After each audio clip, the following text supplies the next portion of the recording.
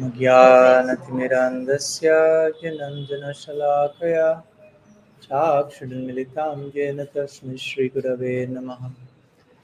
नामश्रेष्ठं मनुमापि सच्चिपुत्रं अत्र स्वरूपं रूपं तस्याग्रजमुरोपरिं मथुरिं गष्टावतीं राधाकुन्दं गिरिवरं महो राधिकमधावसं प्राप्तो यस्य प्रतित्तकृपाया श्रीगुरुं तं नतोऽस्मि।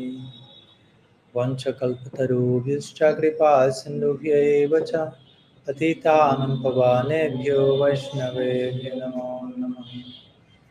श्रीचैतन्यमनोभीष्टं स्थापितं येन भूतले स्वयं रूपा कदा मह्यं ददाति स्वापदान्तिकम्।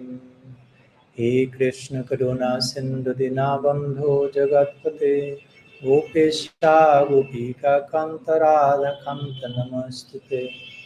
तप्तकञ्चन गौरङ्गी राधे वृन्दावनेश्वरी वृषभानुसुते देवी प्रणमामि हरिप्रिये। जय श्री कृष्ण चैतन्य प्रभु नित्यानंद श्री अद्वैत गदाधर शिवसदि गौर भक्तवृंद। हरे कृष्णा कृष्णा कृष्णा हरे हरे, हरे राम राम राम हरे हरे। श्री सच्चिनंदन गौर हरि की जय, श्री हरिनाम प्रभु की जय, गौर भक्त वृंद की जय, गौर प्रेमानंद हरि बोल। So, welcome to all of you. Dandavat, thank you so much for coming today to this beautiful, intimate gathering. Thank you so much for the invitation, Marvi and the family, to host us here. So, today we are continuing with the series of topics we shared the last week, basically. And the main topic is rediscovering our relationship with Krishna. So just the title in itself, at least for me, it's a good reminder that there is a place to rediscover our relationship with Krishna. There is a place for rediscovery in relationships, and not only there is a place, but without rediscovering, there is no relationship, basically. We know you can apply to any relationship you have. If the relationship is not in a constant process of rediscovery, how much of the relationship remains there? So the very nature of relationships is one of rediscovery. That's how reality operates. And everything is related to everything else. No? So when I talk about relationship, it's not just about me and Krishna, you and me, but everything with everything, because everything exists in relationship. No? Reality is relational. No? Reality is in relationship with everything else. That's the very meaning of the term sambandha. Sambandha, everything sambandha, tied together, connected with the common center, the divine. One name for Krishna is Mukhya Sambandha. He, in relationship to whom everyone has its primary relationship. So everything has its primary connection with God in the center, but we are interrelated as well for sharing a common center. So in order to keep the pace of this relational nature of reality, we have to engage in rediscovery. We have to remain open to know the person we are relating to again, to rediscover the person, not to take for granted the other person, and also to allow ourselves to be rediscovered by the persons who are relating to us. Because if we remain in a defensive mechanism, in hiding mode, we do not allow ourselves to be discovered for who we are, how much there is a relationship. If I'm trying to relate to you, but I keep hiding, I keep putting on masks, I keep performing and showing myself of who I am not, how much of a relationship I'm having? I'm not showing up, I'm not allowing myself to be discovered. What to speak if we want a relationship with Krishna? I mean, he's so transparent, He's so open to be rediscovered over and over again. He's perpetually engaged in this project of rediscovery. As we were saying the other day, one of the many names of Krishna is Urukrama. So Urukrama means he who take very bold steps. Urukram. But sometimes it's translated as the great adventurer. No. So he who is willing for adventure. He who is ready for adventure at any moment. And any relationship is an adventure, basically. Relating to anyone is an adventure. To discover the other person, to be discovered by the other person, for you to rediscover yourself when you are being discovered by the other person. It's very interesting dynamics. So, of course, we want to develop a relationship with Krishna. That's Krishna consciousness. To keep in relationship, to keep developing our relationship. Krishna consciousness is not a set of, definitive dogmas that once you learn the correct beliefs, you are saved and you don't need to do anything else. But Krishna consciousness is a quantum leap into the adventure of relating with God, who, as we talk these days, can be described as an ever-evolving mystery. Krishna is always becoming more of himself. Krishna is always updating, upgrading his own self. So imagine how exciting is a relationship with a person like that. It can be a little unsettling if we are too attached to certainty and to things being the same, as we talked last week. Now, if we are addicted to certainty, good luck with Krishna. Right? If I'm a certainty junkie, so to say, good luck with Krishna, because he's very dynamic. He's never the same person after the next second. He's always ready for adventure. He's always willing to rediscover himself, each other, wonder. So that's love. Love is a very adventurous project. So in our last meeting, we were talking a few things about that. How Krishna, in one sense, we can know so much about Krishna, but the fact that we know so much about Krishna doesn't mean that we have figured him out completely and we have him in our grasp, right? That was, as we mentioned, what Brahma thought in the Brahma Vimohan Lila. He thought, I know who Krishna is. And then when he met him again in Vrindavan, Krishna was like, don't be so sure that you know who I am. No? And Brahma became bewildered, because of being too certain about who Krishna was, and Krishna disrupted that template. He's the supreme disruptor, in a good sense of the term. He disrupts what needs to be disrupted, but we have to be willing to be disrupted also by his grace. So today we have another meeting, a third meeting in this series of rediscovering our relationship with Krishna. And there are different ways, in my opinion, in which we can rediscover our relationship with Krishna, in which we can recalibrate our usual ways of thinking about God. Because all of us have our own set of ideas about who Krishna is. I'm not saying those are wrong. I'm just saying we have to be careful not to limit Krishna to our ideas about Krishna. I may have a whole set of ideas. At the end, we may entertain some questions. I will unfold some topics. Thank you. So we can have lots of ideas about God, lots of conclusions, and all of them may be correct. But we have to be careful not to think God is only that. Even if I am a super, learned scholar, and I can quote Shastra from up to down, left to right, and I know all the supposed to verses that are supposed to be quoted when say something about who Krishna is. Again, Brahma knew a lot. Brahma is the most learned person in the universe, but he made the mistake of thinking, I know everything about Krishna. That was a mistake. So no matter how we know about him, he's always way more than that. He's always evolving. He's always expanding. So for me, one important aspect, and I try to address that in my second book, Radical Personalism, By the way, I may need to read something and I didn't bring any copies, so we can maybe take one. And the last chapter of the book is the longest chapter. And also this, I talk in the last chapter of the book about the material energy, this world, and how our understanding of this world can be very tied to our understanding of who Krishna is. Because in one sense, Krishna and this world are non-different. In one sense, they are different, bheda. In one sense, they are abheda. Our philosophy is achintya bheda abheda tattva. But sometimes we have made our philosophy achintya bheda tattva. We have overemphasized difference, diversity.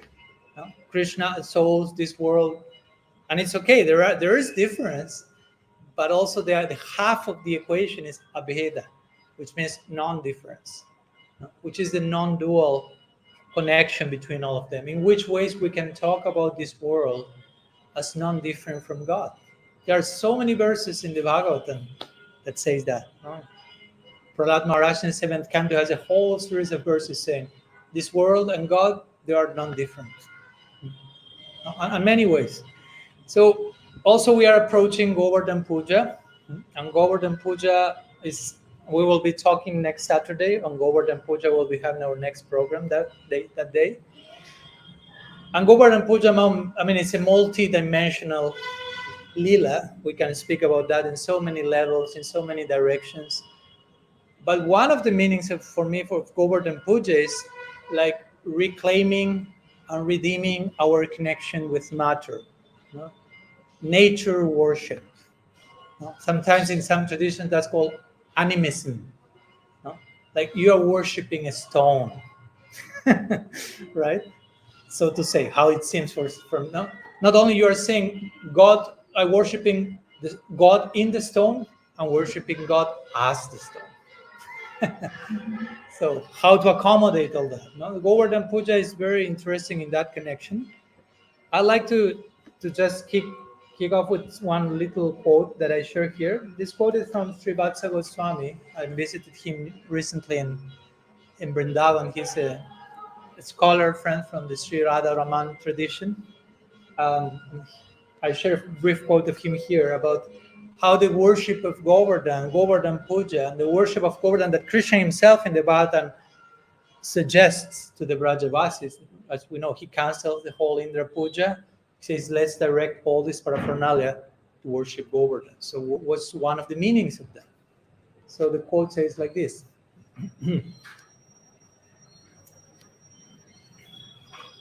The world is the body of God, and all nature is divinized.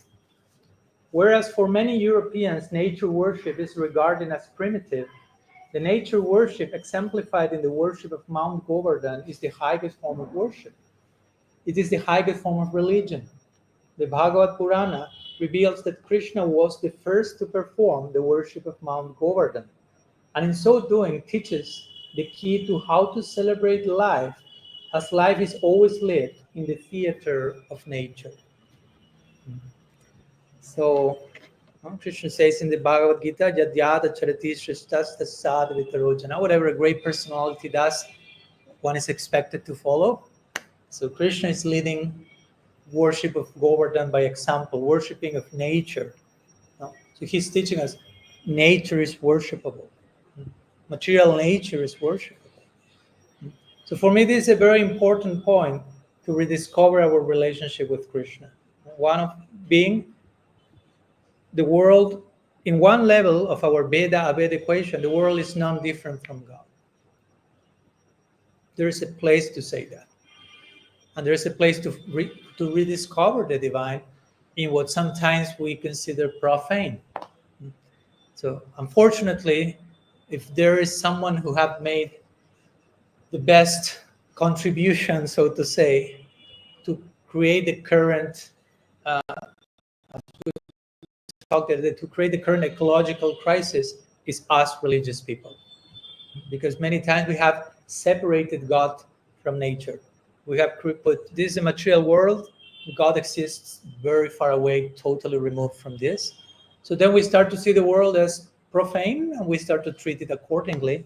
and then we have the crisis we have, in big part due to religious, quote unquote, reasons. So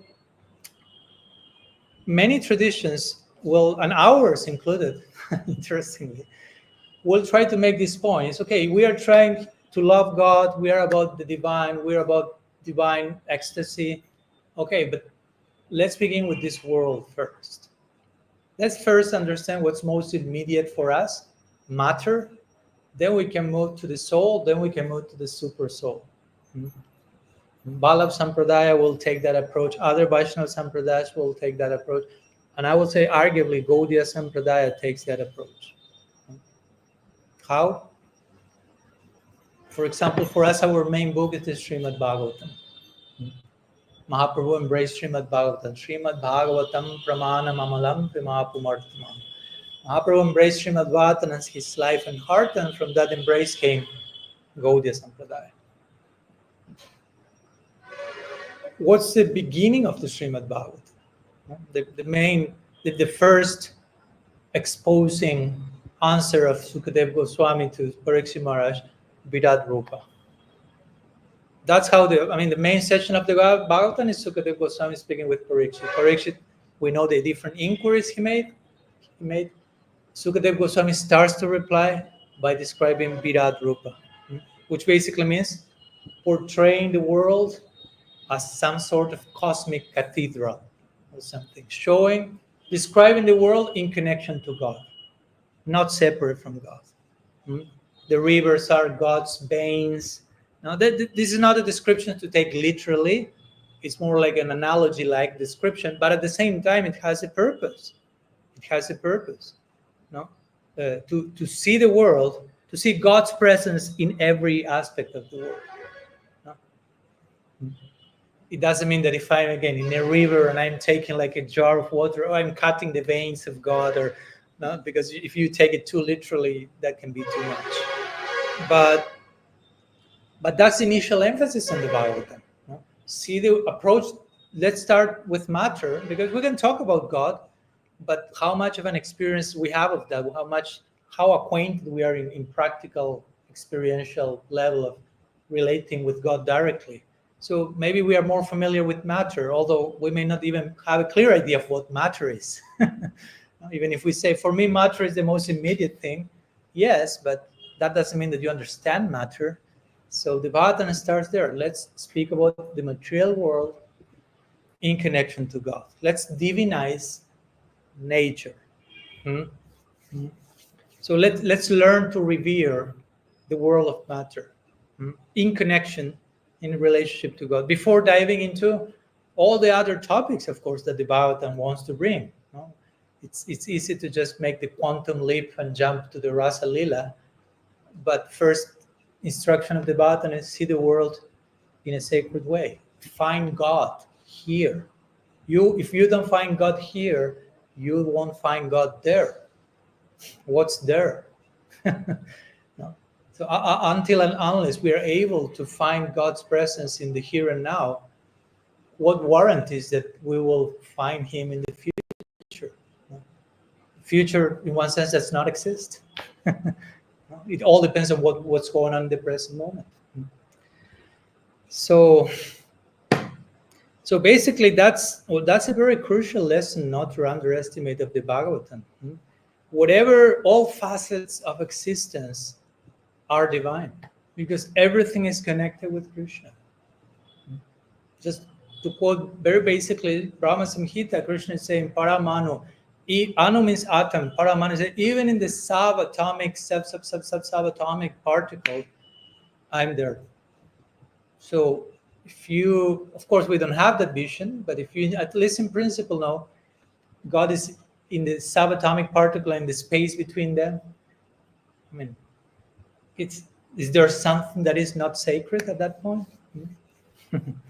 So in that way, all these cosmological narratives, all this description, and that doesn't appear only in the beginning in the Bhagavatam, this Virat Rupa. If you pay close attention, and this last time I'm rereading the Bhagavatam, as I try to do every year, and this time somehow by being reading other things also was, how to say, with this idea of how the Bhagavatam speaks about the material world, it was more present in me. So I was reading the text, paying more attention to that, and I was really not shocked, but surprised to find not only Virat Rupa once, but in almost the beginning of every main narration that happens after that in the Bhagavatam, it always begins with some description of the world in connection to Krishna.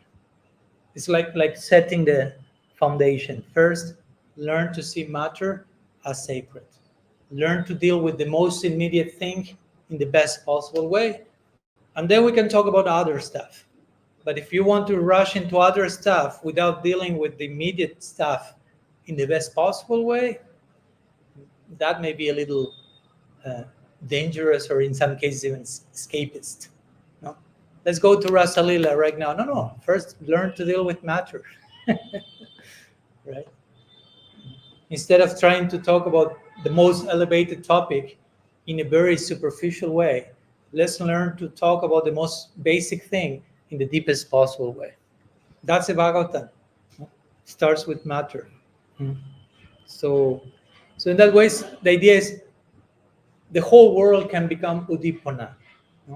Udipana, according to Rupa. So udipana means like stimulant, like something that triggers, in this case, like your remembrance of Krishna. It's like if you are a father and you have been out in work during the whole day. Hridai was making his house the whole day, preparing the foundation, with dealing with some dynamics there. And he returns back home, and he sees at the door the shoes of Sarva. No?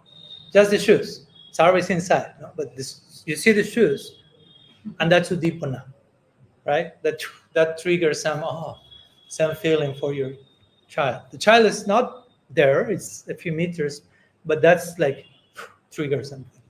So in the same way, the Bhagavatam describes this world of matter in a way that it becomes udipana. That when we contemplate the reality of matter, that can trigger in us remembrance of God. No? That's ideal. No? That this world becomes a facilitator of God's experience, not an obstacle. Because sometimes it has been typically described as an obstacle, as something that ontologically gets in the way. That by nature it will get in the way. Like even it has that intention of getting in the way. And I know that's not the case. So we need to maybe redeem our relationship with matter. That's one of the important healings, systemic healings, that many of us may need to go through as individuals and as society as well. In fact, interestingly, and I'm trying to refer as much as I can to the Shastras, so you can see that it's not my own system of philosophy I'm presenting here. But in the Srimad Bhagavatam, we are still referring to the Bhagavatam. Sridhar Swami is a famous Bhagavatam commentator, very deeply revered by Mahaprabhu Sri Chaitanya Dev.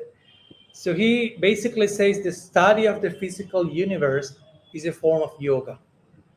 And in which sense he mentions that, again, in connection to seeing the world as sacred, that's a parallel to the difference. He makes a parallel with the 8 stages of yoga: yama, niyama, asana, pranayama, pratyahara, dharana, dhyana, samadhi.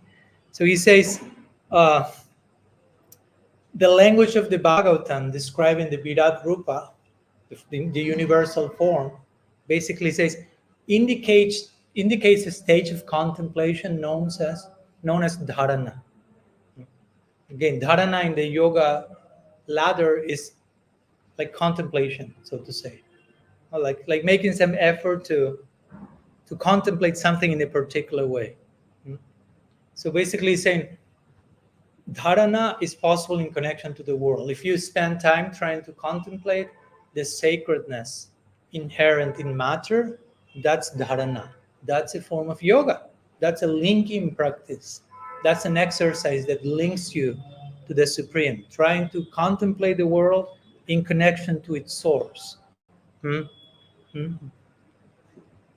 of course, dharana, dhyana, samadhi. Dharana takes to dhyana, to deeper meditation and to a fullest absorption. And again, ultimately, everything becomes sudipana.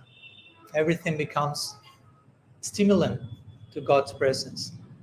Yomam pashyati sarvatra sarvam cha mai pashyati. Krishna says in the 6th chapter of the Gita.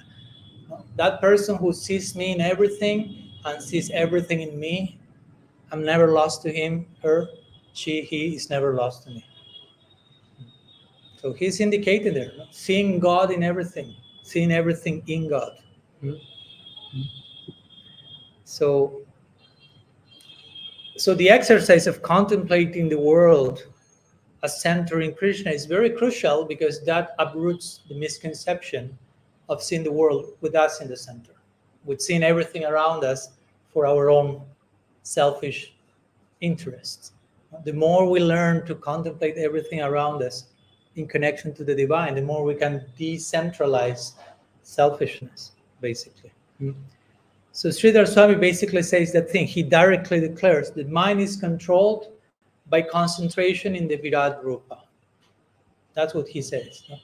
You want to control the mind? Of course, there are many things that people say, even the devotees say, how to control the mind. But one of the things, this coming from the most respected commentator of Devotion by Mahaprabhu, he's saying, you want to control the mind?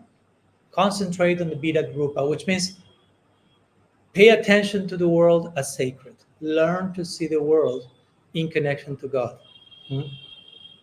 In fact, there is one verse in the Bhagavatam where Krishna himself is saying, like, the attempt to realize God as present in everywhere constitutes the best possible method of enlightenment.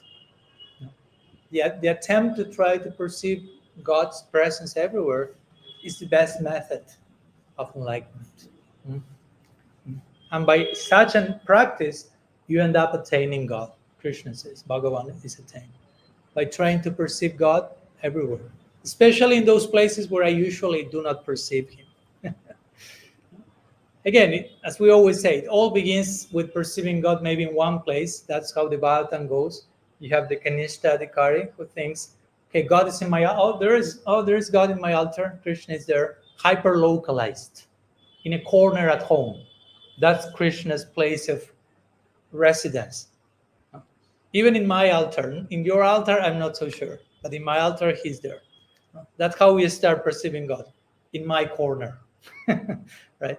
Eventually, we start to perceive God in other corners, in other altars, in other hearts, in other traditions, in other Gaudiya Vaishnava groups. In the beginning, we may not feel like that. We may feel Krishna is more, it's in my altar, it's with my guru, it's in my institution, in my mission, or it's more in mine than in others, in my religion. All these ideas that are okay for the kindergarten chapter, it's fine. It's okay. We are not being sarcastic about that, but there is a point where you need to realize that your deity is present everywhere. So, and eventually our vision has to broaden, has to expand, to the point that I'm recognizing, again, remember the main theme of this conversation is how to rediscover my relationship with Krishna. So one of them is like to discover His presence in matter, because maybe we have thought, oh, He has nothing to do with that.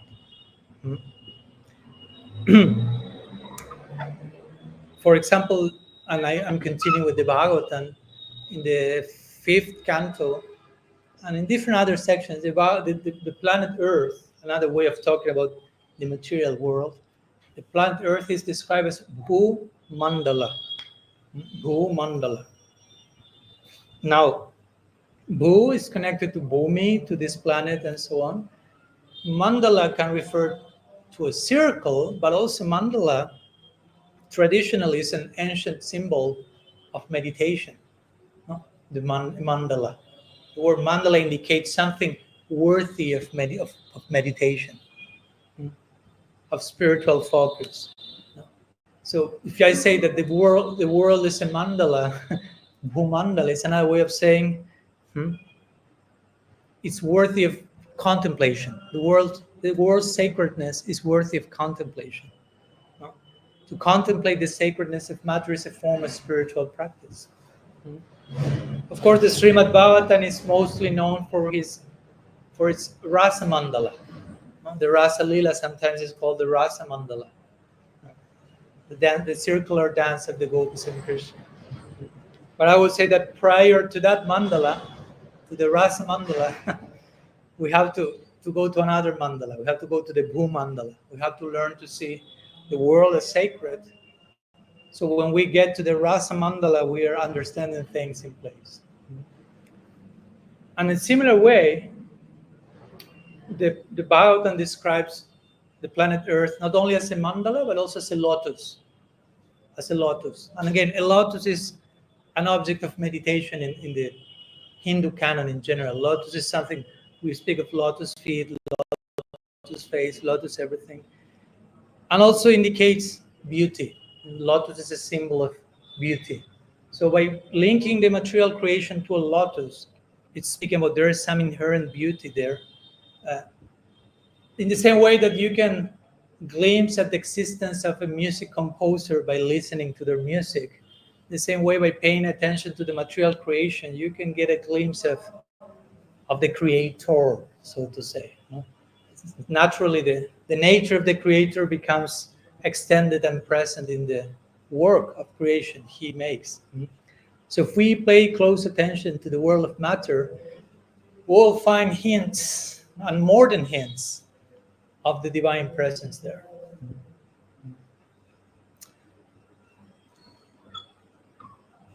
The material creation has a very interesting background. The other day also, again, I was listening to one presentation from a scholar from the Vallabh Sampradaya, and it's very interesting because we share very much this idea that actually in our conception, and this comes from the Vedas, Vedanta, Upanishads, where the whole material creation comes as a byproduct of God's own joy. That's how described in Shastra. Vedanta Sutra says, Lokabhatu Lila Kaivalyam. Lokabhatu Lila Kaivalyam. In other words, the creation Lila, the Shristi Lila, the Lila of creation of all this. I mean, the whole creation is Krishna, God's Lila, basically. That's how it's described. Lokabhatu Lila Kaivalyam. The whole material manifestation is a Lila of God, a divine play. No? It's something that comes out of his celebration. Lila means, this is an interesting point. Lila means something that is being done without a purpose. No, I'm not doing that in order to attain something. But because I have attained something, I'm just celebrating what I've attained, and that comes as a result of that. No? It's like, for example, some of you may come and if you're filled with joy and happiness and love, maybe you will feel yourself so fulfilled that you will just wake up and start to dance and celebrate. Now your dancing is not having a purpose. No, you're not dancing to attain something, but because you have attained something, you are dancing, right? So lila means something like that. No? Lila means there's something executed not for pleasure, but out of pleasure. You see the difference? But Krishna had a purpose. Sorry again? Krishna had a purpose when he came here. For instance, Lord Brahma asked him to come, Mother Earth asked him to come, so that he would remove the Yeah, but that's Krishna's avatar coming on earth. Here we are talking about the unfolding of the whole material universe. So that's a separate category, we will say. So the unfolding of the whole material creation, which of course it has no beginning point. It's a beginning and end of different cycles. But how it's depicted in the Shastra is like God creates out of sheer joy. Like an example given by one commentator is like a drunkard who is dancing through frenzy. No? Like you're a drunkard and you're just dancing because you're intoxicated of whatever substance. So there's somehow God himself is drunk, intoxicated of love and ecstasy, and he's dancing and celebrating. And the whole material creation comes as a result of that. That's Vedanta Sutra, which is an important text in our tradition, the Bhagavatam is an unfolding of that. So basically the idea is whatever that exists is the lila of God. Whether we're talking about, because sometimes we talk about lila in terms of what's going on in Golok Vrindavan, so to say. But this whole material creation is also a lila. Jiva Goswami calls it Srishti Lila, the lila of creation. He said there is an element of lila, an element of celebration there. Of course, when we lose sight of that background, of that sacred background, we behave in ways that are not very, that take us to lots of misery in this world. But the misery comes by not understanding what this world is about, actually. So this world comes as a byproduct of Krishna's joy, and therefore it's relishable to Krishna. So in one sense, we could say, if God is relishing this universe, who are we to consider this universe as bad, right? Or the question is why we are not able to relish this universe in a proper way, to honor it, to see. Or in other words, to put it more clearly, why the desire for moksha comes into the picture. I mean, we are not supposed to desire moksha in our tradition, but the desire for moksha comes into the picture, to be realistic. So if there will be, of course, again, Bhagavan is relishing material creation. If there will be some intrinsic problem in material creation, Bhagavan wouldn't be able to relish it. But he's relishing it, which shows there is something inherently good there. So if there is something inherently good, then there is no need to reject that. There's no need to even leave that, escape from that. And that's why in our tradition, moksha is contradictory to bhakti. Ultimately, at least in principle. In realization, we may be far from that. But in principle, the notion of moksha challenges the notion of relishment. Because moksha says, there's nothing good here, let's leave this place as soon as possible. And the whole spiritual practice becomes some type of evacuation plan into the afterlife. Like, okay, in this lifetime we have to do good, so when we leave this body, we leave this place and never return. But that's not the teaching in bhakti. What Mahaprabhu says in Sikshastakam, Mama Janmani Janmanishware. I don't care to come birth after birth after birth, as long as Bhagavad Bhakti Rahai to keep to you. As long as I can render bhakti to you, that's my prayojan. That's my sadhana, that's my goal, my sadhya. Bhaktya sanjataya bhaktya. Bhakti comes from bhakti, bhakti takes to bhakti. So again, the fact that we may feel that this world is bad and needs to be abandoned as soon as possible, that may be a symptom that we are not seeing this whole material creation as Bhagavan's Leela, as something that is potentially relishable, as something that is intrinsically sacred.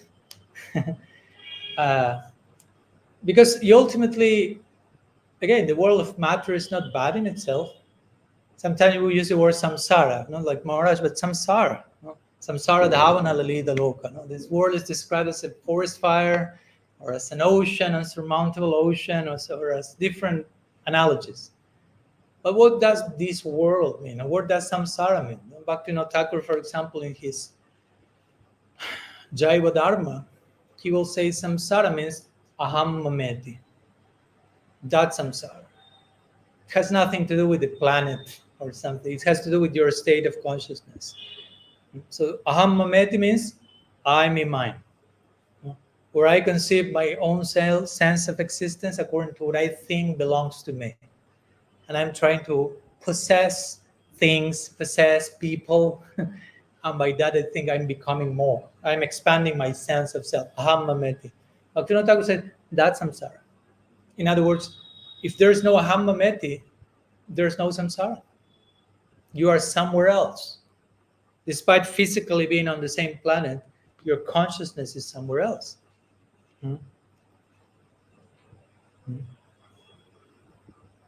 So, in one sense, what's going in this world not only it's not bad. Of course, I'm not saying there are not horrible things going on in this world. No, that's the product of human beings missing the purpose of material creation. We have to separate it. But at the same time, relationships in this world, human relationships as sadhakas, they are not something bad. Today I was reading something from Jiva Goswami's Priti Sandarbha, which is his last Sandarbha, the 6 Sandarbhas, and that's his treatise on Priti. Priti means love, basically. So he quotes a very interesting verse from Vishnu Purana, where Prahlad Maharaj is praying to Srimadev and says, let me read the verse 1 second. He says, "O Lord, wherever I wander through whatever thousands of births, may I always have imperishable devotion to you. May I, who always remember you, have the same steadfast love for you that the non-discriminating have for sense objects, and may that love never slip out of my heart." So this is a very cryptic verse in which Prahlad Maharaj says, okay, I already love you, but also may the love that people have in this world, may that love never leave my heart. So what does it mean? So the commentators have explained that actually when Prahlad Maharaj is saying, may the love of this world never leave my heart, means in one sense the love of this world and the love for Krishna, in one sense the difference is centered on different people. But in many ways, the characteristics of love in this world are giving hints of how people is relating to Krishna. On some level, I'm not making a full comparison, but there is some connection between the two. I cannot tell you how many times I have talked to parents who have just had a baby, and they tell me, like, now I can understand how I can have a glimpse of how Yashoda must feel for Krishna. Now I can have a glimpse of what it feels to. Again, they are not making a full comparison, but somehow they are relating their experience to that. And there's a place for that. No, that's not heresy. In one way, in order to understand what's called alaukika rasa, or the mellows that are supramundane, one has to understand first laukika rasa. There is some relationship. That's why Rupa Goswami bases his Bhakti Rasamrita Sindhu on Bharat Natya Shastra. Natya Shastra speaks about the emotions in this world, and on that foundation he elaborates on the emotions in the other world. So all this to say, there's no need to discard matter, but actually we can discover Krishna here. Matter can become a portal, can become a window of access. Some months ago, I read one interesting quote in Brihad Bhagavatamrita by Sanatana Goswami, and he will say that if you learn to honor a blade of grass for what the blade of grass actually is, you attain all perfection. That's, again, a very interesting idea. He's saying, if you learn to relate to even the most insignificant aspect of this world, let's say a blade of grass, with all respect to the blade of grass, if you learn to relate to a blade of grass for what the blade of grass is, which is something in connection to Krishna, then you will attain perfection, because you will perceive Krishna's presence in that blade of grass. The blade of grass will talk to you about Krishna, so to say. That's what Mahaprabhu experienced. Trinadapi Sunichin. He looked at the blade of grass, and the blade of grass was talking to him. It was a guru. Then he looked at the tree, Taroriva Sahishnana. The tree's talking. His guru there, Guru Tattva, showing tolerance, humility. So in potential, although we may not have that vision, I agree, let's be realistic. It's not that we go out and we see every tree and the trees are talking to us and the blade of grass became our guru. Hopefully that's the case, but sometimes it's not the case. But at least in principle, we should know that's the case. In potential, I know that every tree can teach me the same lesson that Mahaprabhu learned from the tree. It's not that Mahaprabhu saw a special tree. He saw that in any tree with a special vision. And it's a vision that we are supposed to acquire. This third verse of Shikshastakam, in which we find these famous lines, represent the stage of Nishta. So it's not even about Bhava or Prem, it's Nishta. So when you are in Nishta, which is stable Bhakti, when you're in Nishta, you start to listen so attentively that everywhere you are receiving udipana, everywhere you are receiving stimulants in your connection to Krishna, blade of grass, tree. You are really present to everything and everyone, basically. The fact that sometimes we don't see or we don't listen to things is because we are not present. We lack presence many times. So in one sense, Krishna consciousness means bringing presence to what's going on around us already. So, and when you are present to everything as it is, you start to see everything as it is, which means in their relationship with Krishna. So I say the other day, Prabhupada published Bhagavad Gita as it is, but we want everything as it is. Everything has to be as it is. So, and we, even some of the things I'm talking about have more to do with Sattva Gun. Not even with Visuddha Sattva or transcendence. For example, Sattva Gun means the knowledge of everything in connection to Krishna. Now, in Sattva Gun, you start to see things in relationship with the center. Rajagun implies, speaking about variety without seeing the underlying unit. That's Rajasic knowledge. You speak in terms of diversity and variety, but you lose sight of the underlying unit. Which means Sattva, higher vision, is you speak in variety, but you keep sight of the underlying unit. You see that everything is bonded and tied with Krishna as its essence. So material energy, again, is not exception to that rule. In fact, as we were talking the other day, just two more thoughts before concluding, and then we have questions, if you have comments. Material nature is described by Vishwanath Chakravarti Thakur as a devotee with the highest devotion. So try to imagine, from sometimes the distorted idea of, okay, the world of matter is against me. There is some conspiracy going on. Maya Shakti wants me falling down. She's praying for making me her victim. We sometimes project all these satanized ideas on Maya Shakti, which is a Shakti in the service of Bhagavan. So Vishwanath Chakravarti Thakur says, material energy, he said, one should have faith that the material energy is a devotee with the highest devotion.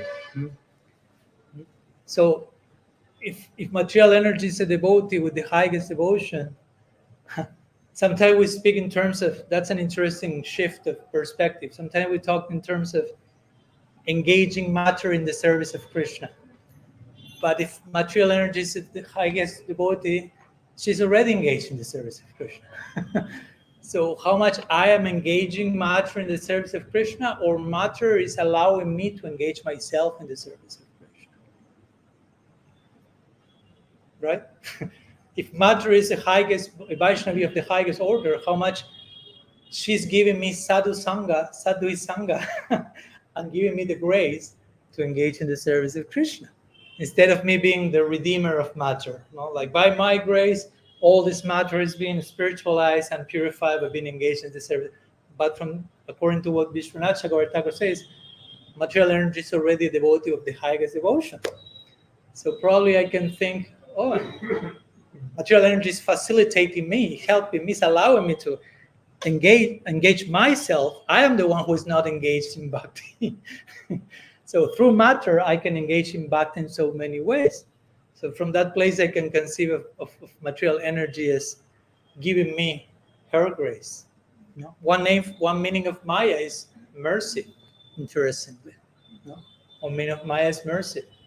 So we can say in that way, okay, Maya, matter is giving me grace to serve. Through the grace of matter, I'm given the opportunity to engage my senses in the service. If properly conceived, we can talk about material energy from that perspective. Of course, sometimes we find some other descriptions of Shastra about the material world as miserable and all that stuff, but that speaks about when we approach matter with the wrong vision, then misery will come from our wrong approach. It's not that matter in itself is miserable, it's a Vaishnavi of the highest order, again. Just by the very fact that Krishna is everywhere, how can something be profane? Again, just apply that simple logic. Once Srila Prabhupada said, this is a very interesting way. He said, the Supreme Lord is situated everywhere, and wherever he is situated is a temple. So the Supreme Lord is situated everywhere, and wherever the Supreme Lord is situated is his temple. So everywhere is his temple. He didn't say that, he just left that for us to conclude naturally. Now, if A is equal to B and B is equal to C, then you make the math and conclude the rest of the part. A is equal to C.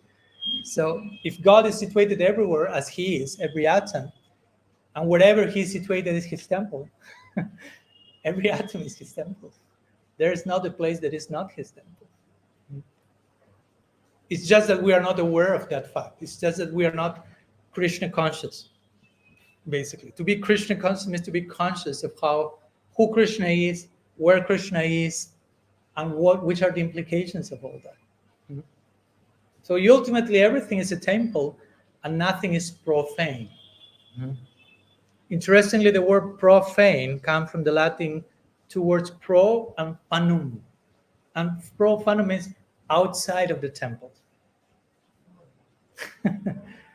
So again, I just mentioned, wherever God is a temple. So in principle, everywhere is a temple. So what profane means outside of the temple, which basically means to be profane means I cannot be outside of the temple, but I can be unaware that I am in the temple and behave in a profane way.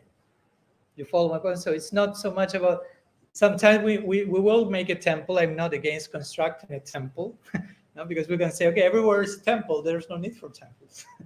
Yeah, but we don't have that awareness. So we need to construct a temple to realize eventually that everywhere is a temple.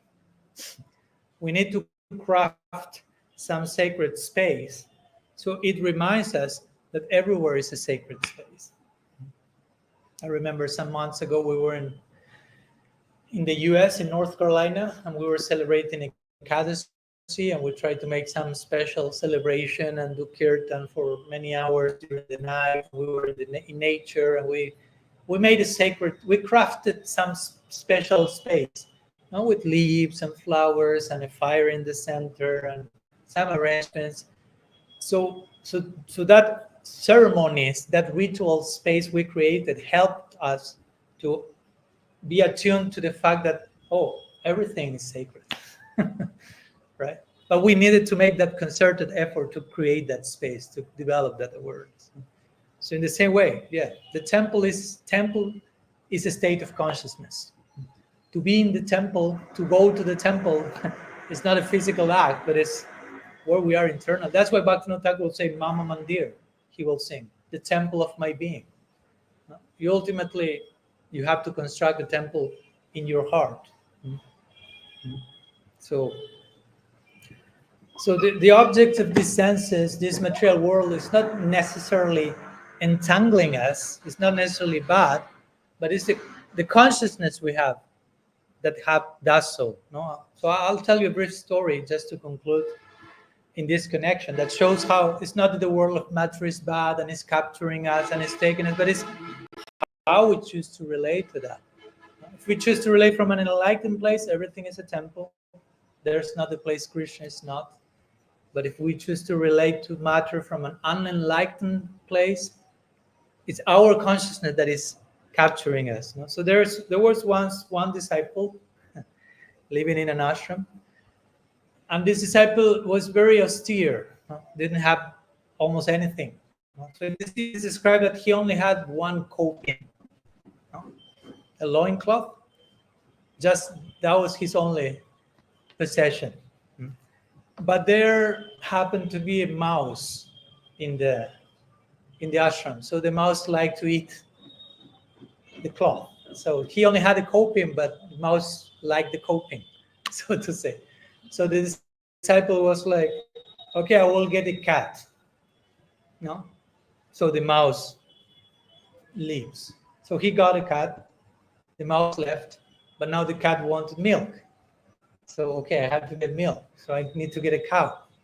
No? So he gets a cow. No? But I don't have time to milk the cow, pick out the cow dung.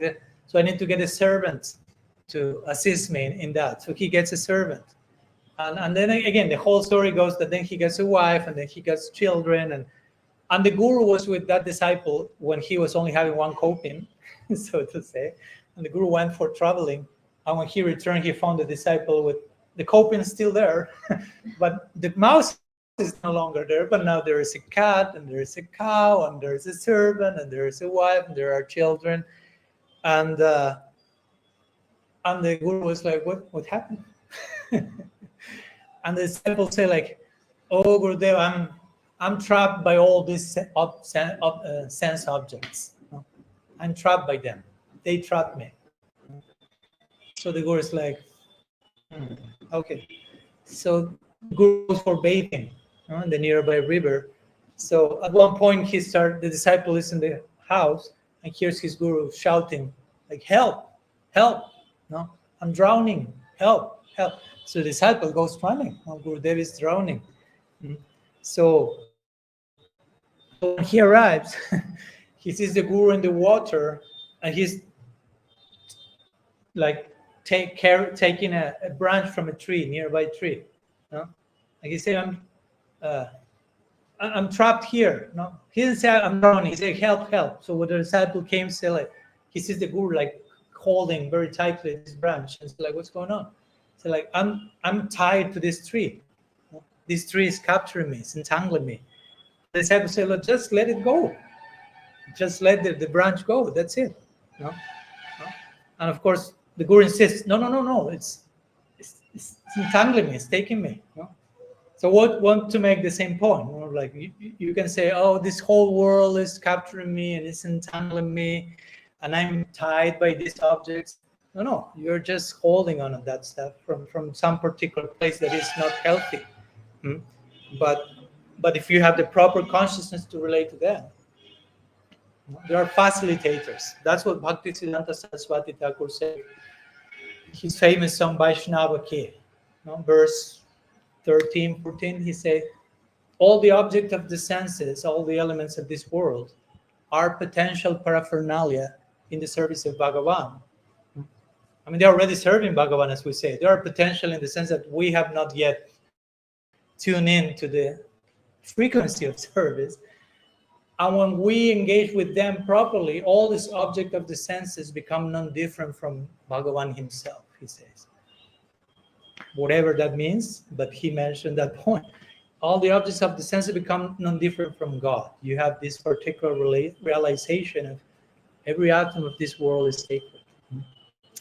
So anyhow, I want to share some thoughts in this particular direction today, in the context of our broader conversation of rediscovering our relationship with Krishna, since I personally consider, in general, in our Gaudiya Sampradaya, we need to redeem, reclaim, and heal our relationship with matter and learn to see this world with God's presence in it. Again, if we want to relate to Krishna and to perceive God in our life, why not to start from the most immediate reality that is in front of our senses, like matter?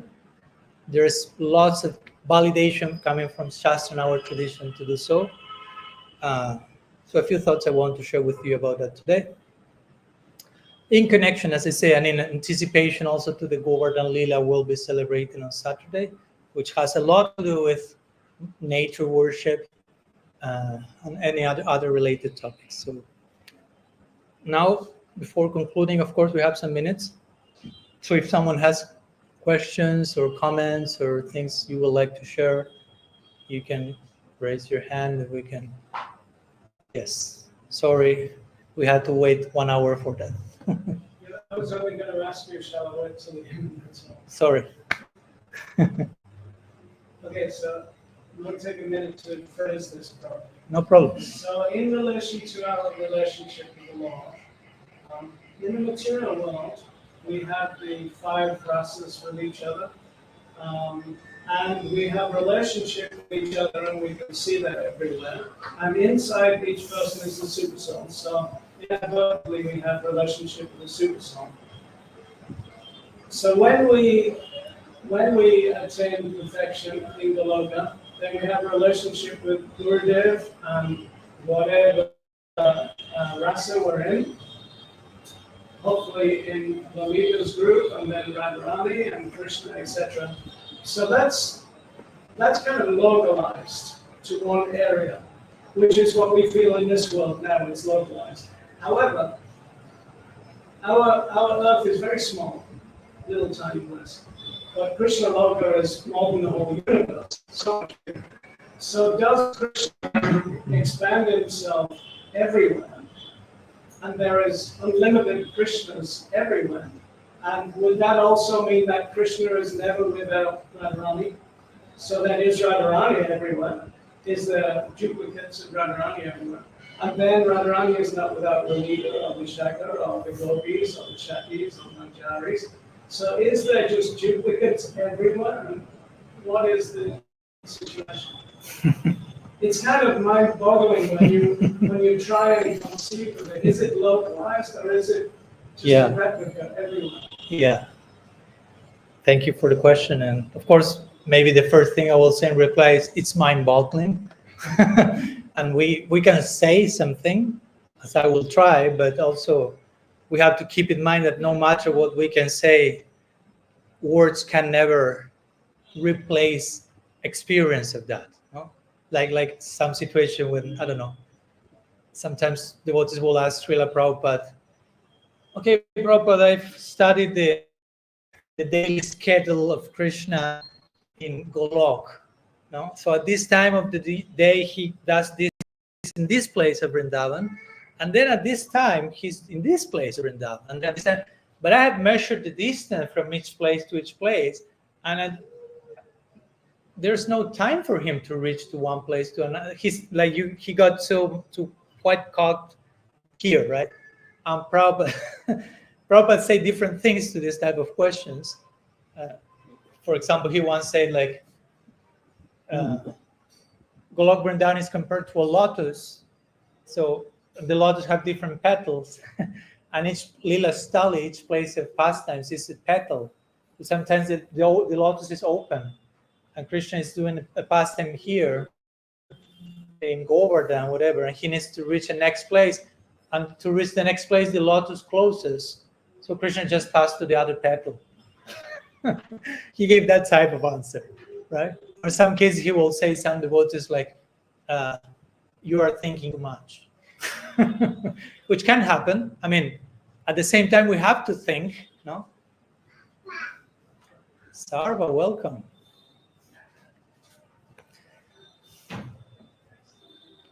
Nant, welcome.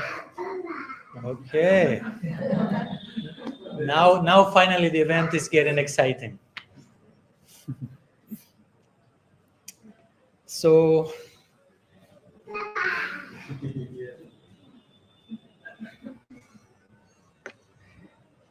yeah, this is similar to what is described in the Bhagavatam when Krishna is meeting with the 16,000 queens, and he expands in forms that are different to each other. Like each one is doing different things. And again, that's mind-boggling because it's the same person. And Narad Muni was going quickly to one place to another to see, okay, maybe I caught Krishna leaving to the other place. But no. There was Krishna everywhere doing different things. But it was it was the same person, but multiple at the same time. So it's one and different, so to say, one and multiple. So in connection to your question, we could say, of course, there are, if we talk in terms of Golok Vrindavan, even in union or even in separation, because we heard about Leelas, the dynamics of union and separation. So you can say, okay, in union, Krishna is with his devotees. One could argue, in separation, he is not. He's absent.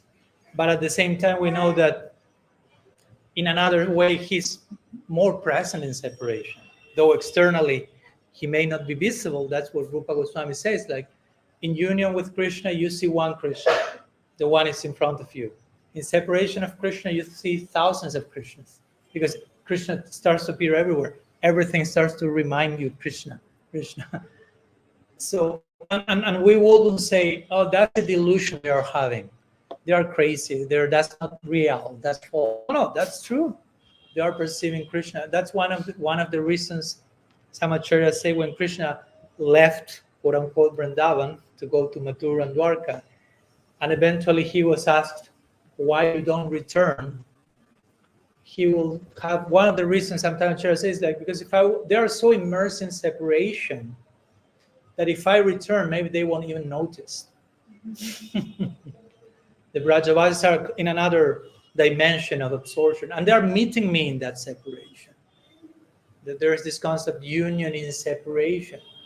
You know, like externally, they are not seeing me, but all their feelings get internal. Like if I love you, and then I'm with you physically, and then you travel for 10 years, I'm not seeing you physically. So all my feelings for you get internalized, get condensed internally. Of course, when I see you physically, all that becomes externalized.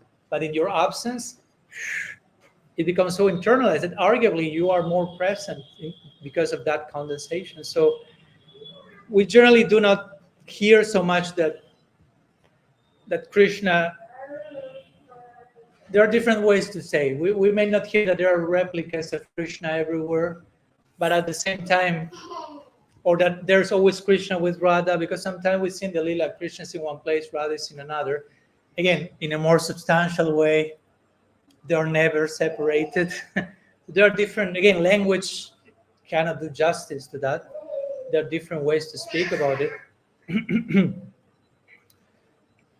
At the same time, something that we can say, Krishna says in the Gita,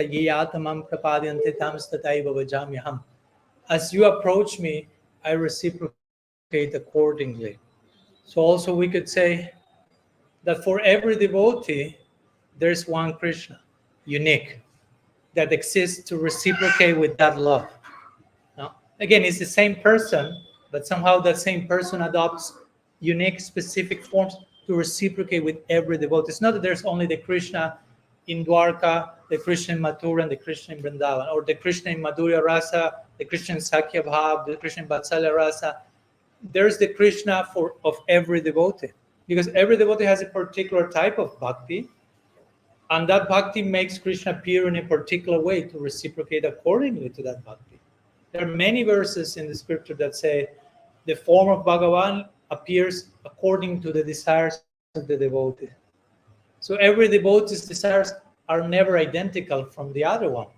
So arguably, we could make the case that there is one Krishna for every devotee, right? I mean, Krishna, I'm not saying that we divided God and we have many gods, but it's the same non-dual, indivisible personality manifesting in unique forms to reciprocate to each unique heart, so to say.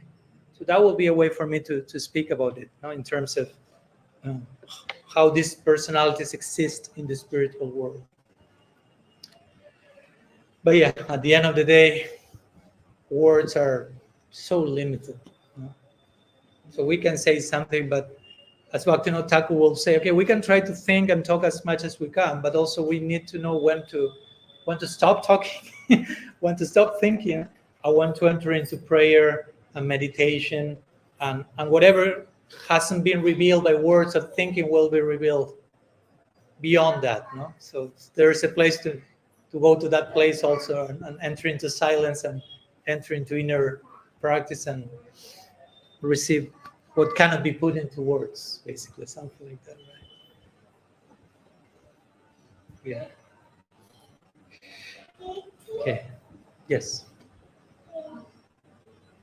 So you're saying how samskara means is all consciousness. Can you, Samskara is like karma. that, In this material world, there are accidents. yeah. Sorry. So in the material world, we have accidents. We have like innocent people. It's just the nature also. That's what I've heard. It's like the nature of the material world is dangerous things happen, accidents happen. It is physical. So and it's degrading. Kaliga is we can see with a lot of proof that it's degrading. So then how can we understand that maybe Krishna can enjoy because he's not affected, but as conditioned souls we become very vulnerable to the material world. So how is it? I don't know. Is what if we become complacent in the name of Krishna? This world was created out of joy, so we should also learn to see that. It's very Okay. So on one side we have this point of scripture described that the whole material universe comes from the joy of God, like implying the world of matter is rooted in God's love. No? It has that imprint. It's the ideal purpose is that. No? Now we lose sense of that, sight of that, and material world ends up being hell, so to say. So when any of us, any person, ends up suffering in this world, let's say, going through very harsh, difficult things, that doesn't mean that Krishna is just like, okay, I'm having such a great time and I don't care for your misery. No, that's not the point. No, the point is, on one side, yes, the world is described as coming from God's heart, but when in that context, in the context of the world, people go through different experiences of suffering, tragedy, whatever, it is also described that God empathizes with that, and God accompanies compassionately the soul in that. That's another form of love also. No? The whole world comes from God's love, and one aspect of love is compassion. No, so that's how Krishna is also accompanying the suffering of the different souls in this world. No? Those who understand the purpose of the world and are celebrating along with God and are seeing the divine in everything, Krishna is celebrating along with them. And those who for whatever reason, are losing sight of that and are suffering the consequences of losing sight of that, Krishna is loving them in a compassionate way by being present with them as much as he can, and by trying to facilitate the best possible scenario that he can for their situation. I like to give the example of the GPS, which is you are driving and GPS say turn right and you turn left. So the GPS will say recalculating. No? So according to your last mistake, let's think of the best possible scenario. The storm has came.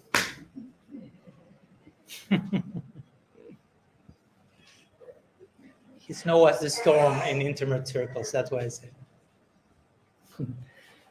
So I like to give that example, right? You turn in the wrong direction and the GPS immediately thinks what's the best possible way for you considering your previous mistake. And this recalculating, here you have, go here. You go the wrong turn again, recalculating. So in the same way, whenever we took the wrong turn, so to say, Krishna is always adapting and trying to facilitate the best possible situation for us to learn what we need to learn in that particular chapter. So yeah, on one side we have the world is coming out of God's heart and God's love, and despite the suffering and the misery and the pain, God's love remains there in different forms. No? Compassion for those who suffer and so on and so forth. Yeah. And I will argue one last thing. I will argue that Kali Yuga, despite being what it is, no need to enter into the details of degrading things within Kali Yuga, I will describe Kali Yuga in black and white terms also. Like I also see that due to that degradation, maybe not due to that, but as a counter force to that, there are also many interesting things, positive things happening in Kali Yuga. And I wouldn't limit that just because of the Mahaprabhu's Sankirtan movement, no? Because that sounds a little bit sectarian. Like whatever happens good in Kali Yuga is only because of my religion. It's like, no. So again, there are very horrible, degrading things that never happened before. That I'm not denying that, but at the same time, there is some like parallel universe or current of an awakening of many people in many directions, like never happened before either. So that's interesting, like coexisting of these different forces, so to say. And of course, one chooses in which where to live, so to say, mostly. That's kind of what Bhagavatam also creates, that contrast in the last canto, 12th canto, describing Kali Yuga, and it sounds like apocalyptic, like, oh my gosh, what I'm doing here. But then it starts to praise Kali Yuga there. Kalim Sambhavanti Sabaj, Kalim Sabajam Sambhav, Kalim Savajayanti Arya. No? The great personalities are longing to be born in Kali Yuga. Kalar Doshanide Rajasti Ek Mahaguna Kirtana Deva Krishna Samukta Sangha Paramrita. This Kali Yuga is an ocean of faults, but it has this great quality that by chanting the name of Krishna, you can attain liberation and so on. And again, that can be extended beyond one's own religion, so to say. But we could say that Kali Yuga is an ocean of faults. You can see faults everywhere. But at the same time, you can see that there are some pretty good things going on at the same time. So we choose in which Kali Yuga to live, so to say. Though, of course, even if I choose to immerse myself as much as I can in Mahaprabhu's Sankirtan movement, that doesn't mean that I won't be aware of what's going on around me. But I have to, from that place of shelter, I can relate to the degradation of Kali Yuga hopefully with compassion, hopefully with a soft heart, not just like pointing and criticizing and condemning people, but all that may bring to me more love, more of a soft heart, right? Like I was reading yesterday, Chaitanya Charitamrita, where Vasudev Datta famously is praying to Mahaprabhu, please give me a boon, allow me to stay here and to receive the karma of all living entities, and you just release all of them. And Mahaprabhu, when he hears that, he says his voice starts to break, to tremble, his body trembles, he starts to cry. He becomes so moved by seeing the compassion of his devotee. So my point is, there is a place for devotees connecting with the suffering of other people. No, it's not just about I'm on my own thing and I don't care. That's their karma. Sometimes this idea of their karma can be like very dismissive and indifferent, and that's not the spirit. The spirit is like I realize they are suffering, and my heart breaks because of that. You know? Also, I was reading the other day a prayer by Rantidev in the 9th canto. Basically, he says the same thing. Like, I don't want liberation. I don't want to transcend this world. I just want to stay here and suffer with the people of this world. This is kind of the bodhisattva version in Gaudiya Vaishnavism. In Buddhism, they have this bodhisattva vow that they vow, I will return to this world till the last person becomes enlightened. They have like that determination. So something like that is coming in the Bhagavatam through the prayers of Rantideva. I'm not saying everyone has to say that or feel like that, but I'm saying that's there, so there's a place for that also. There are different ways of being a devotee. There are different ways of being inspired in one's life and practice. No? And what you're saying, how the holy name liberates us in Kali Yuga, but it's not limited to just, that. But isn't that, maybe that's the tradition of believing, that's the truth, but you guys mentioned how it's not just limited to our practice. Mm-hmm. So it's almost not telling the holy name, what hope do they have ultimately? Isn't that the final goal, no matter what path we take? No, I wouldn't say that. This is so new. Sorry? This is very new. I mean, I wouldn't say that everyone has to reach a point where they have to be chanting the name of Krishna. No, Would they be stuck? Otherwise, they're going to do it. no, there are different ways to worship God and to attain liberation. And just to begin, there are different sampradayas, even Vaishnava sampradaya, not necessarily all of them chant the name of Krishna. So for me, it doesn't make sense to think all of them in the next birth have to be born as Gaudiya Vaishnavas for them to attain the goal, because that will be even offensive. No, to say that all the Balavis have to become Gaudiyas, all the Ramanujas have to become Gaudiyas, all the Madhavas, everyone has to be Gaudiya Vaishnava. If not, you still are here. No, that sounds dangerously fanatic. They were just attaining various destinations. They were not attaining. Of course, there are different destinations, there are different paths. That's okay, and that's okay. No, again, it's not that everyone's cup of tea. My cup of tea is everyone's cup of tea. No, what I want, what I like, it's not what everyone else likes. There is a sense of superior complex, right? That was the highest vessel and Krishna. There shouldn't be. I will say there has to be a sense of this is the best for me, but not like for everyone, trying to establish that universally. I mean, Krishna Das Kaviraj Goswami says in Chaitanya Charitamrita, every devotee feels his relationship with Krishna is the best, or with God, because it may be another form of God. Every devotee feels my relationship with God is the best, and everyone is correct, he says. He's not saying, and everyone is wrong except for the Hare Krishnas. No, he's not saying that. That's what we're talking today. That's what you learn from the first book of the Gaudiya Sampradaya. If you consider Gaudiya Sampradaya starting from Mahaprabhu, one way of thinking, the first book is Briha Bhagavatamrita by Sanatana Goswami. And then you have this journey of Gopakumar.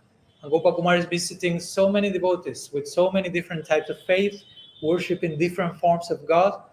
What is his own aspiration is Krishna in Vrindavan as a friend. But he's not going through all these places bullying all the people, like saying, oh, you're not worshiping Krishna, you are inferior, you have to know the real thing, come with me, I have a book for you. He's actually appreciating. No? He's actually appreciating everyone else's devotion, staying with them some time, being invited by their mood, but then feeling, yeah, but I'm being called to something else. But he's not rejecting any of that. He's just saying that's not my call, but that's beautiful. No, again, that's what Bhaktivinoda Thakur says. No, let me read you one quote that I shared here, but I have to recall which is the. Let me see, one second. Which extends beyond, of course, any particular tradition. Okay, Bhaktivinoda Thakur says like this, and with this probably we can conclude. Bhaktivinoda Thakur from Chaitanya Charitamrita. For me, this is one of the main statements about interfaith appreciation. No? And we are today in one very particular place with we have beautiful altars here of Jesus as well. So if one goes to someone else's place of worship, Bhaktivinoda Thakur says, one should think, these people are worshiping my Lord, but in a different way. Because of my different training, I cannot quite comprehend this system of worship. However, through this experience, I can deepen my appreciation for my own system of worship. The Lord is only one, not two. I offer respect to the form I see here and pray to the Lord in this new form that He increases my love for the Lord in His accustomed form. Those who do not follow this procedure, but instead criticize other systems of worship and show hatred, violence, and envy, are worthless and foolish. The more they indulge in useless quarreling, the more they betray the very goal of their religion. So that's Bhaktivinoda Thakur, no? Showing this standard of how we are supposed to see and appreciate other traditions. And even you can have dialogue with people. That has been my experience. You can have dialogue. I have, as you may know, dialogue, podcast, conversation with people from Christian tradition, Jewish tradition. And I always end up the conversations on fire, so to say, like very inspired, very imbued with things that came from them. But somehow those things helped me rediscover my own tradition. I never conclude thinking, okay, I may have to stop being a Gaudiya Vaishnava. I mean, there goes there. On the contrary, it's like, wow, you're saying those things with those words from that perspective, and we will say it in this way, but this is interesting, and that helps me to so there's a place to rediscover your own tradition from other traditions. And if that's the case, how much I can speak about them as other tradition, how much I can draw a line. This is a different thing. Of course, there may be differences, but also there is so much in common. So we have to be very expert to navigate. I would say first to establish the basis of unity, commonality, and on that foundation, the diversity will become like an ornament, not a disruption, not an obstacle, not a disturbance, but an ornament. If the foundation of unity is in place first. Yeah. Okay. Yes. If it's not too late, you mentioned about Mandala. So you mentioned that Mandala is the flat earth, like the round mandala. Okay. So it's in the 10th canto, it's mentioned that in Kali Yuga, the Vedic injunctions would be broken down by the atheistic theories. So if the mandala is flat, and our Earth is obviously part of the mandala, what does that mean for this scientific understanding of where it's floating around in space? There are different opinions about that, as you know, even in the Gaudiya Vaishnava community, whether the Earth is circular or is flat, as you mentioned. I mean, I've not, to be honest, I've not entered into the details of the discussion, because I know there is a huge discussion. I don't think they're interested in Shastra. Yeah. No. Yeah, but there's lots of big discussion based on Shastra, with different like opinions and perspectives of what Shastra is saying, because also sometimes Shastra says different things that lend itself to interpretation, different types of interpretation. So I heard about this saying, okay, this certain statements seem to describe the Earth as flat, this other statement seems to describe it as round. I've heard about saying, well, it's flat in some places and it's round in others. Some others will tell, well, Sukadeva Goswami is describing it as such, but does it ever mention floating around in outer space? Yeah, again, one thing will be like, okay, Sukadeva Goswami is describing as such, but from which perspective Sukadeva Goswami is talking, because he's speaking from a very ecstatic place. Bhumandal also sometimes is referred to as a more subtle dimension beyond the physical realm that we are perceiving. So there are many considerations in that connection. And again, I'm not an expert in that particular realm. To be honest, it's not something that captures my attention that much. But of course, I'm totally open to open discussions about these topics, as long as they are respectful and appreciative and trying to consider, of course, what Shastra is saying. And again, it's interesting because sometimes Shastra will say different things. What is it that people think? Sorry? You said that interesting that sometimes Shastra says this. Mm-hmm. Is it that people think Shastra says this? Well, of course, that can happen also. Is it the people's interpretation? That's also happening, yeah. But also, Shastra says things, and there are different ways of, there's not only one way of interpreting Shastra. That's the point also. No? And that there are, like for example, we read the verses of the Bhagavatam and we read the different commentaries, and different commentaries say different things sometimes, no? Not necessarily contradictory, but just different.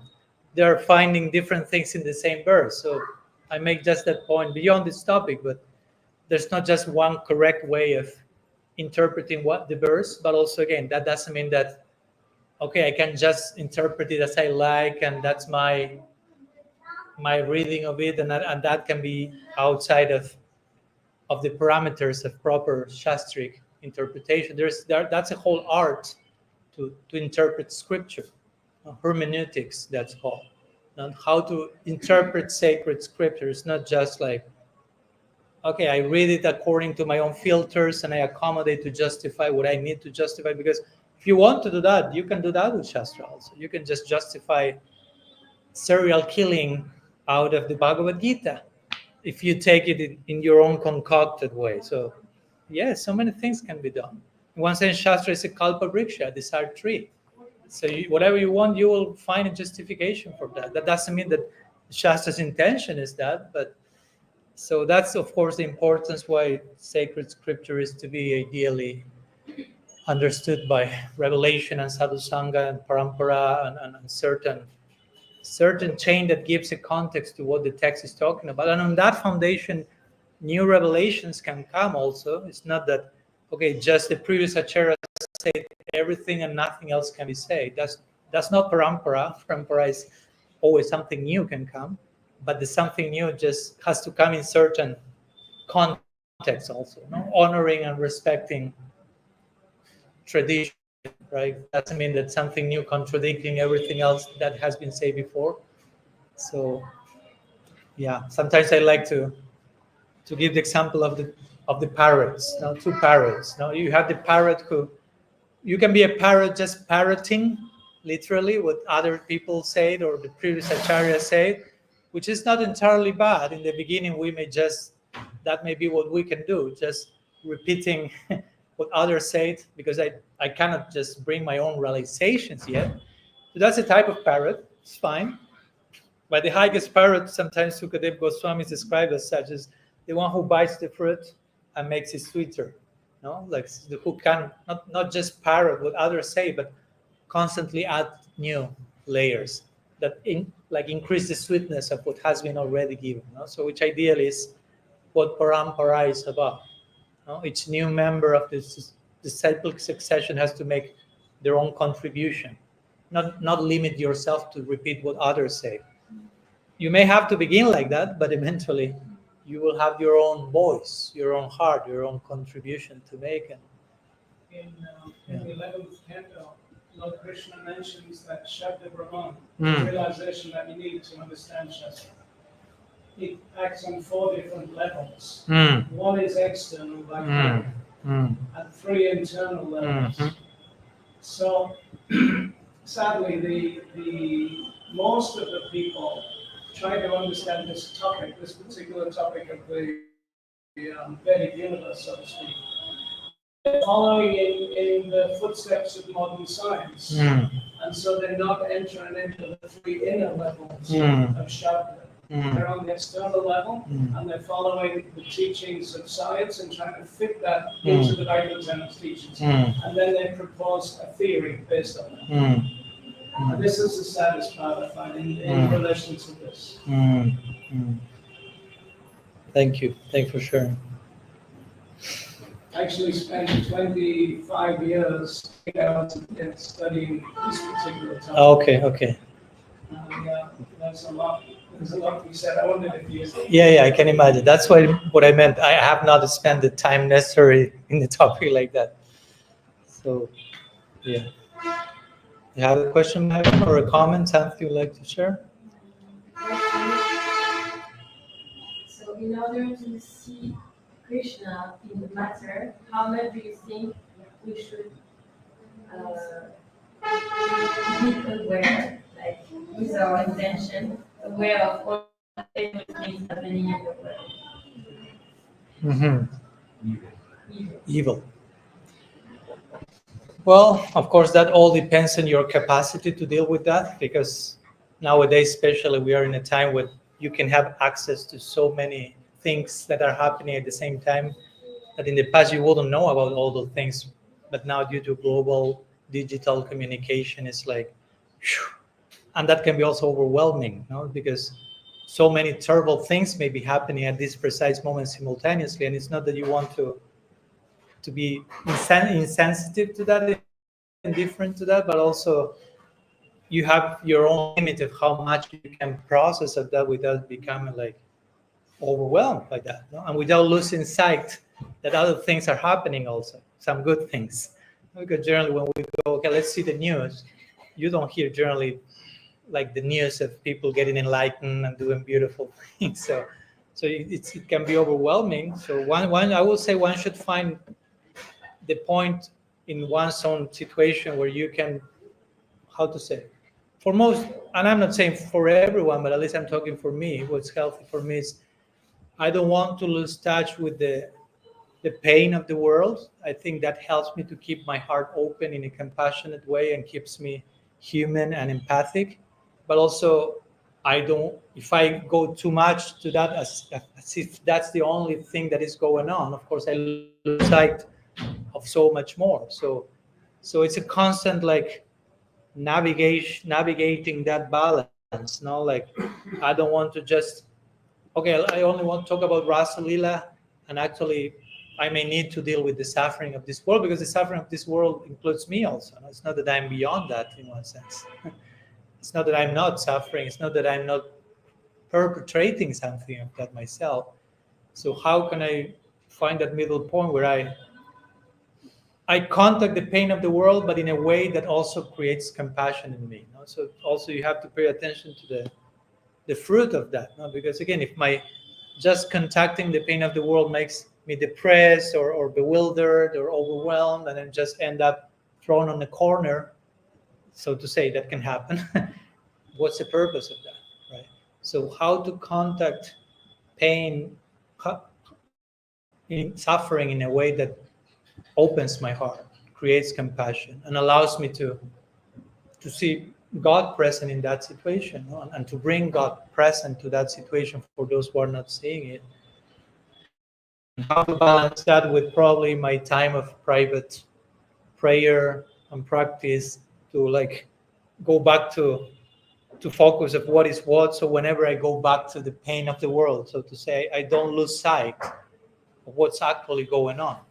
So it has to be a balance, no, of inner culture, prayer, connection, and giving myself in those situations, opening me myself to that without losing sight of what's going on, without stopping being compassionate.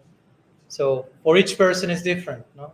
The capacity to do that, and each person will feel different calls in how to deal with that. It's not that everyone has to do it in the same way. We find in many traditions people who are more, I don't know, retired in a cave and living a life of prayer, but from there they are also making their contribution, and that's their nature. If that's their nature, if that's not escapism, and some other people may be ultra engaged in social dynamics in the world, and that's their nature and that's their service. Some people is a little bit and a little bit, 70-30, 60-40, 50-50.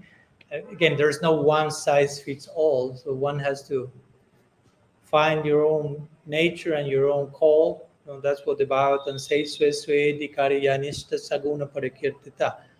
To acknowledge what's your adhikar, it's real virtue, real beauty. So to acknowledge what's your nature, what's your call, what you can do, and to do it in a sustainable way. I'm not saying that's easy, but that's that's important. You know? So we can find our place in that.